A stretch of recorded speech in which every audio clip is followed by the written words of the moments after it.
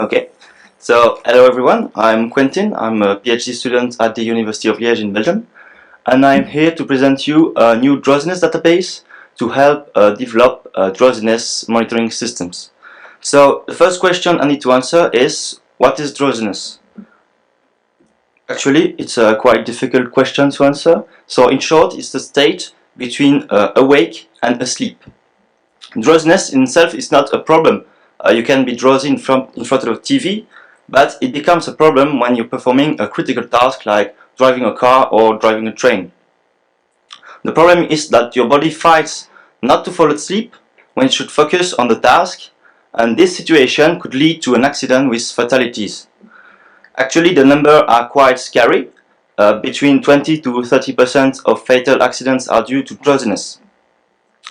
This is one of the reasons why drowsiness is the #1 of the most wanted list of the National Transportation Safety Board, and yeah, that's a serious problem that needs to be solved.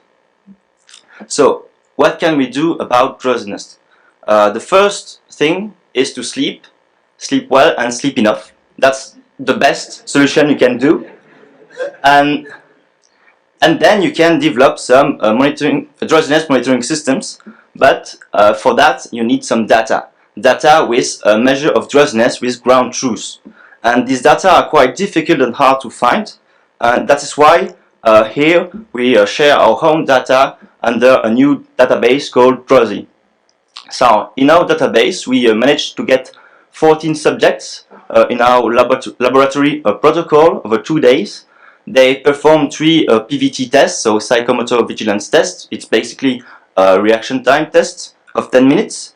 We recorded standard drowsiness measures. We recorded face images with the Kinect 2, and we provide also face annotations. The subject was heavily sleep deprived and forbidden to consume any stimulants. So, the drowsiness measures. So first we have the Karolinska sleepiness scale. We can see it, of course. This is a subjective and self-assessed level of drowsiness, ranging from 1, extremely alert, to 9, very sleepy, fighting the sleep. The second measure is the reaction time in milliseconds, directly extracted from the PVT. It's a performance index directly connected to drowsiness. And the last one, the polysomnography signals, is an objective measure of drowsiness and often considered as the gold standard. In short, we record the EEG, EOG, EMG and ECG, so the brain activity, the eye activity, the jaw activity and the heart activity, and if we put all of this together, we can monitor the inner state of the subject. So this is the best measure you can get to measure drowsiness, but in practice it is difficult to use, and we prefer some camera sensors to monitor drowsiness. So, with the Kinect V2, we record intensity images in the near-infrared spectrum. We discarded the RGB images because some of the tests were performed in the dark. And we also recorded the range images, so the depth map, at a good frame rate and a good resolution. Lastly, we provide also annotations of the face. We use a 68 landmarks face model, and we provide annotations in 2D and in 3D. So as a conclusion, I just presented you a new drowsiness database. These kind of data are quite difficult to obtain, trust me, and they are also expensive to produce. You need to pay costly equipment to record the polysomnographic signals. You have to reward the subjects because they have quite heavy sleep deprivation.